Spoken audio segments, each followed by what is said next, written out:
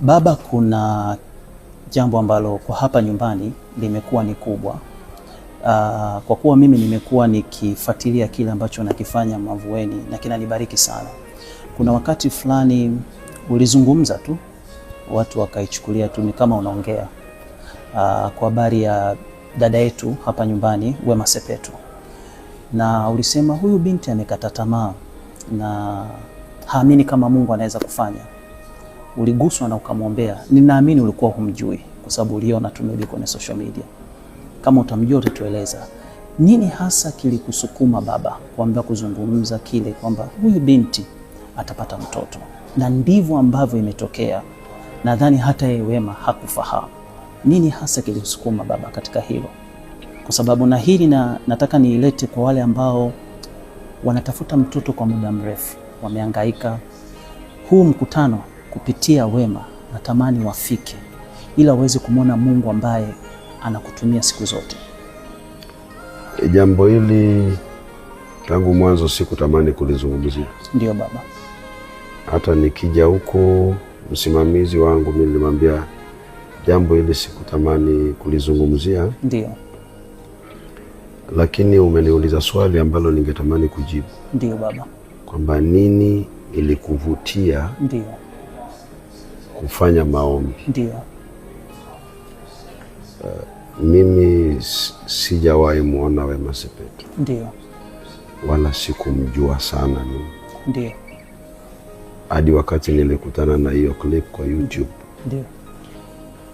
Na kile kilichonivutia ndio ni uwazi wake. Ndio.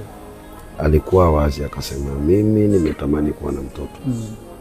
Lakini sasa nimefikisha miaka 35 na ndio nishajulishwa kwamba siwezi kuzaa. Alafu akasema nimekubaliana na mapenzi ya Mungu. Yes. Unajua kuna yule ambaye anaweza akamkashifu Mungu. Ndio. Kwa nini Mungu ameninyima? Mungu ni mbaya. Nimekosea mtu nini? Labda nimerogwa. Yeye akasema imenibidi nikubaliane na Mungu na nampenda Mungu kwa uamuzi huo wake. Jambo hilo lilivutia moyo wangu sana. Amen. Kando na changamoto alilokuwa anapitia, hakupata nafasi ya kumkashifu Mungu. Amen. Jambo hilo bado linaguza moyo wangu sana. So nikaona mtu mzuri, sijui kama hicho ni Kiswahili, mtu mzuri ndani yake ama utu uzuri ndani yake. Kwamba kando na mabaya na machungu aliyokuwa anapitia, akamwambia Mungu na kushukuru.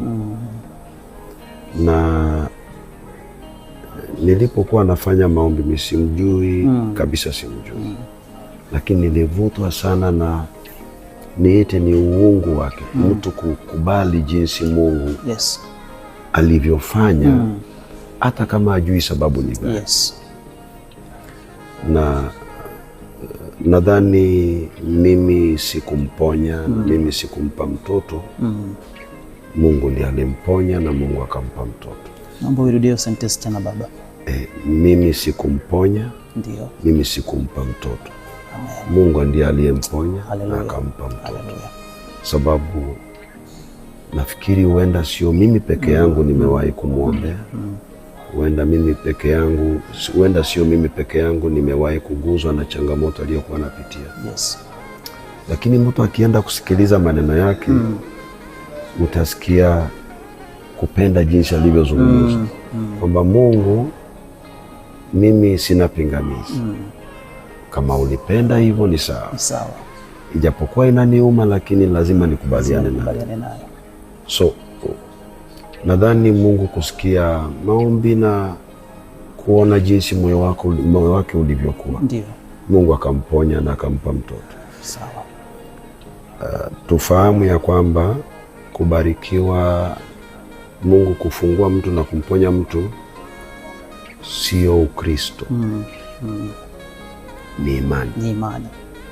Maana kuna Wakristo wengi wasio na imani. Uponyaji sio Ukristo, ni imani ya mtu. Ndiposa yule mwanamke ambaye alikuwa anatokwa na damu aliamini. Yes. Wala hakuwa mmoja wa wafuasi wa Yesu kabisa. Yeye alisema nikiguza vazi lake. Amen. Lakini Petro alikuwa na Yesu na mama mkwe ni mgonjwa. Unaona? So Petro anasema tumekuguza, tuko wengi. Kwa nini useme kuna mtu ameguza? Akasema kuna mtu mwingine ameniguza tofauti. So mtu aliye na imani anaweza kupata chochote kila anachotaka kwa Mungu kabisa. Lakini kuna hao Wakristo ambao wamezaliwa katika Ukristo lakini hawana imani. Ndio. Kwa hivyo mimi upande wangu nashukuru kwa kile ambacho Mungu amefanya kwake. Ndio. Sio kwangu. Amen. Amen. Alifanya kwa wema. Amen.